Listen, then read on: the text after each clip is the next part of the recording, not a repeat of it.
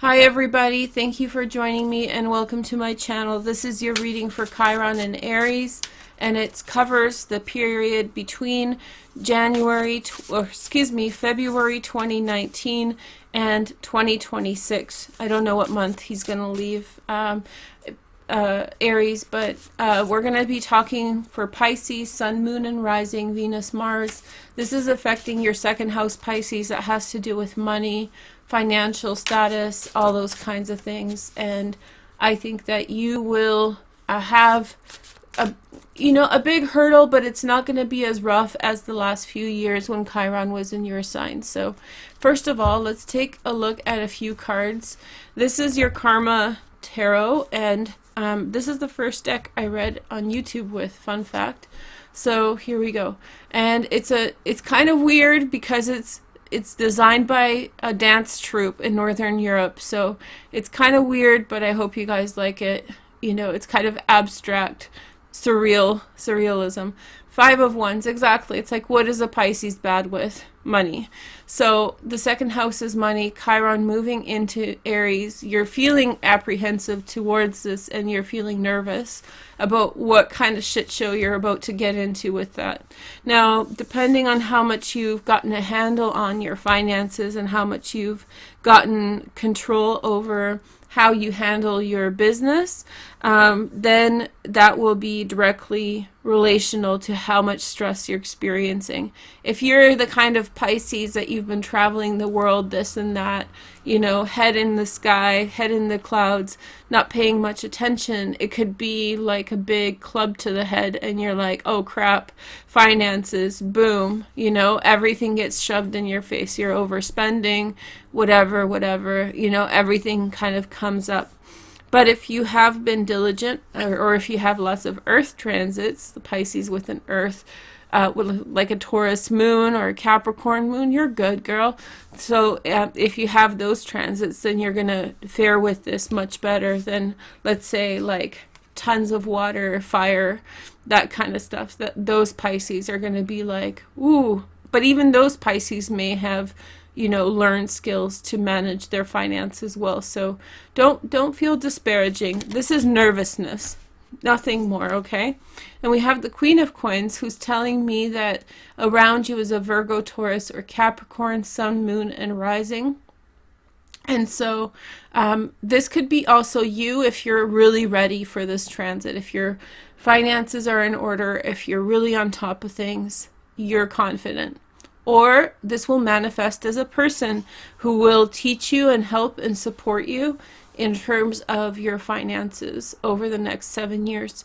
By the way, leave a like and a comment if you're watching over the 7-year period, okay? So the video will be up for 7 years. So that's kind of exciting. I don't know if YouTube will be around. I think it will be, but you know, if things are about to change, I'm sure are going to change like a million times. YouTube changes things a lot.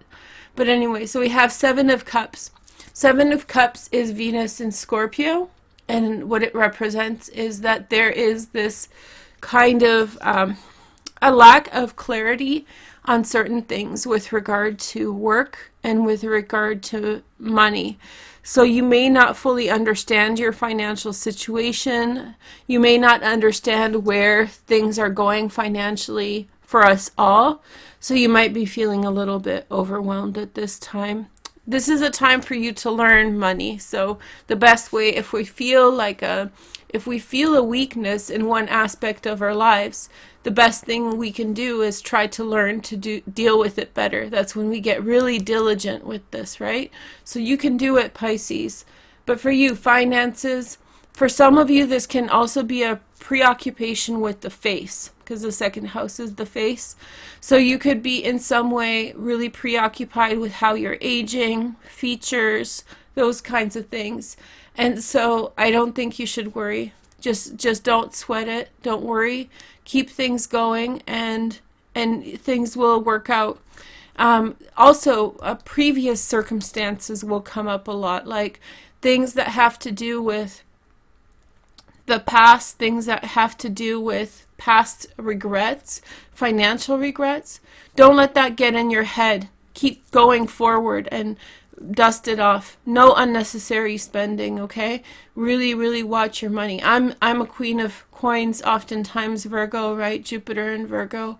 So it's like you want to be diligent, and you will not regret being diligent financially over the next few years. Heads up, in 2020, if you're watching this then, Chiron is going to start making a direct square to the North Node and the South Node. So this is where past circumstances can make us feel as though we are limited with regard to where we are going in life. And especially for those of you guys who, and I'm not trying to put salt on wounds here, but those of you who are trying to have kids, you may feel as though you had mismanaged your finances to such an extent that it impacts your ability to have kids, or to financial things and financial goals. Or maybe the 5th house is also fun and excitement, adventures. So maybe you can feel through this transit, when it's a direct square, that you're sort of missing out because of past decisions. So that's in 2020. But I feel like you can do a lot right now in 2019 up to 2020 to rectify that. That being is be very diligent financially, and do a lot of self-talk, saying you were only making financial decisions with the skills that you were afforded. And you can't look back in hindsight and tell yourself, oh, you know, I could have done better. You did the best you could at the time with the things that you had. Bottom line. So don't feel guilty about it. But I do think you'll have a predisposition to doubt if you could have not done better. Also, the karma, which is the South Node, in 2020, creating a direct square. It's a T-square from the nodes, because the nodes are always opposite.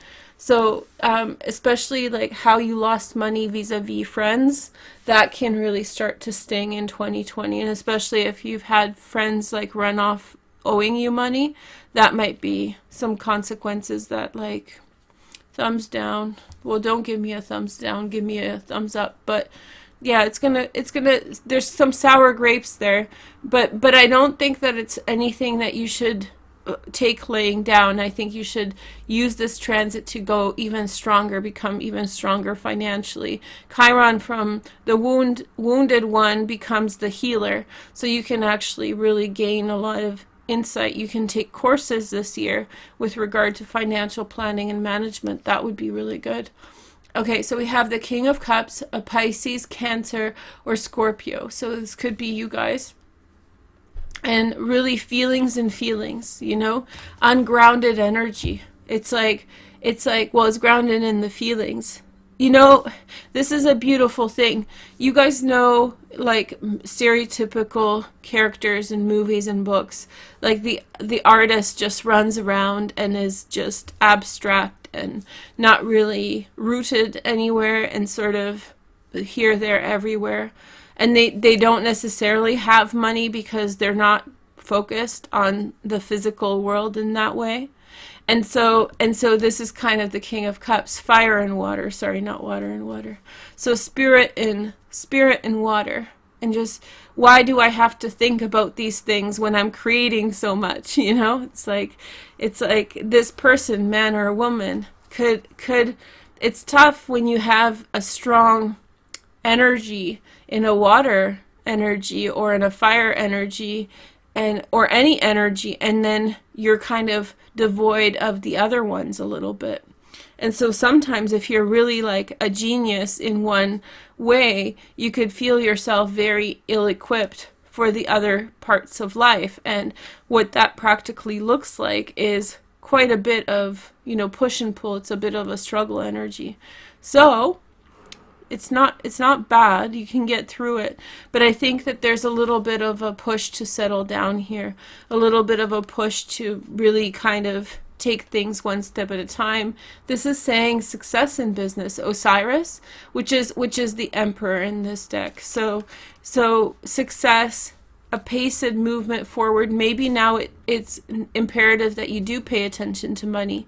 Maybe now it's imperative that there is some type of success. And then we have Temperance. So it's going to work out. It's not, I don't see this transit as terrible for you at all. but I do feel like it's in an area of life where I would argue Pisces is the worst at. so not all Pisces. You guys can leave me comments and tell me of your financial success. I'd be happy for you only. But I do think that if there's anything that a Pisces struggles with is money.